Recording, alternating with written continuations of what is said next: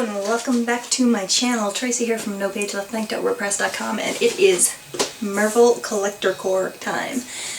This subscription box is definitely shaping up to be my favorite subscription box. If you don't know, it is powered by Funko and Marvel, so everything in here is Marvel and made by Funko, except for the comics, because obviously the comics aren't made by Funko, but it's a pretty awesome box. I love it. I know some people have had problems with things not shipping on time, things not shipping at all. A couple of people in their Ant-Man box, they had Ant-Man Funkos that were kind of beat up. I personally have not had any issues, so I only have good things to say. But that's just the way it is. This is the Secret Wars box. So I don't really know anything really about Secret Wars. New venue for me. What I do, I love Marvel, but what I do know about Marvel is the kind of older stories. So this will be interesting to check out. I'm assuming that Lady Thor is in there, given what's on the cover. So let's open it up and take a look. Okay, so this is how Collector Core comes packaged. When you open it up, they have this extra cover on here, so that the first thing you see, is the patch and the pin, which comes in every box, and they're a little bit different every time. So the pin this time has War Machine on it, and the patch has Falcon. So in the previous box, in the Ant-Man box, both the patch and the pin were Ant-Man.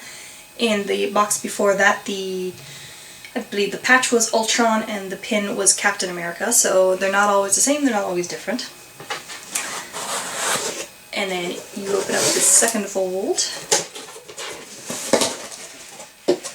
So the first thing I see is the t-shirt. Every Collector Core does come with a t-shirt, and this is adorable. I have to open this up.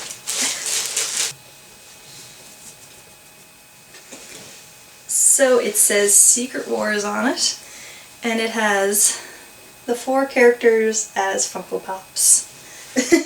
So it has Lady Thor up the top, War Machine, I'm not sure what is with Black Spider-Man, I'll have to look that up, and Falcon taking over as Captain America. So that's pretty neat. It's actually a really cute shirt. My only complaint is it's too big. I keep forgetting. I thought I did this like 2 months ago, but apparently I didn't, or I didn't do it right. I thought I had changed this shirt size to the smaller size, but I didn't, and this past month I forgot, so right after this video I have to go downstairs and change it so that the next box I have the right size, because this is fairly big for me. I mean, I can still wear it, but it's not going to be as cute because it's going to be all loose. So anyway, that's a pretty cute shirt. I like it. So the next thing, usually this is on the bottom of the box, but it's closer to the top this time. It is the comic. It's a Secret Wars #1, and with an alternative cover, obviously. Marvel Collector Core cover with the Lady Thor pop on the front. And it's packaged and backed, which is actually different. The first couple of comics were loose. So I guess they're trying a little harder now to make them more collectible. I'll probably end up opening it up because I'm not that kind of nerd that keeps comics in the plastic and everything. But pretty cool.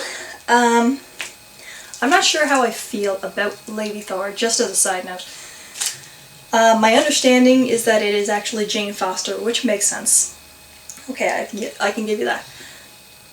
I don't get making the Thor superhero into a woman, because Thor is not an alternative identity. Thor is the actual person. Thor is who he is. That is who he is. That he is Thor. There's, you know, he's not dressing up and going out and playing superhero. That's just who he is. He is Thor. So the fact that they're like, okay, give her the hammer, give her the helmet, now she's Thor, that doesn't make sense to me, okay? You can dress anybody up in Batman's cowl and he can be Batman. You can give Falcon Captain America's legacy and he is, okay, he's now Captain America. But giving Jane Foster Thor's getup and saying, okay, now you're Thor, no, you're not. You're Jane Foster wearing a Thor costume. That's just my opinion. Maybe I'll like her, I don't know, I haven't actually looked into it. And this is pretty cool. This box always includes some kind of an exclusive Funko Pop, plus some other little things like mystery minis or whatever. This particular box, instead of the extras, they actually have 2 exclusive Funkos in that. So that's pretty wicked for me because I'm all about the Funkos. So let's take a look at them. The first one is Lady Thor again. And I just told you how I feel about Lady Thor, but I do still think that she's fairly interesting. And I like the pop. I'll take it out in a second to show you. Just as a side note, look at that sticker. The previous stickers were like bigger and they actually said Marvel Collector Core exclusive. That looks like something that I could have like drawn up myself to say, oh, look, this is an exclusive pop. Just saying. And the other pop is Spider-Man, and it says in brackets here, Miles Morales. I don't know who that is. It's obviously the one on the shirt that I didn't know. Again, I don't really know much about Secret Wars, so I'm just gonna assume that it's another guy taking up Spider-Man's mantle. But either way, it's a pretty cool pop. Let's open the 2 of them up and see what they really look like. So there is the Miles Morales Spider-Man. He's kind of a dark blue actually, rather than black, with the red all over him. And it is a very nice paint job, very few flaws. There's a tiny little bit of bleed between the white and red on his eyes, but nothing really noticeable. You'd have to be really staring at it to see it. So that's really nice. I like that. The Lady Thor one is really nice as well. There's a lot of detail. I really like that. The only thing is there's a few paint imperfections. There's kind of a smudge on the back of her helmet, and on her abdomen it's like the paint chipped away a little bit. You probably can't see it from here, but it's noticeable enough to me, but still not terribly bad. I can accept it because she's actually a really cool pop. I really like the design, and there's lots of detail, so she's pretty neat. I may actually have to suck it up and look into Lady Thor. Maybe I'll like her. I just don't like the idea of her, I guess. So there you go, and as always, the Collector Core box has some comics on the inside of it there. Just a nice little extra touch. And I noticed they put a divider to keep the 2 pops away from each other. And I'm wondering if that's not a measure that they took because of the previous month where a bunch of people's Ant-Man Funko got beat up. So maybe they're actually trying to improve.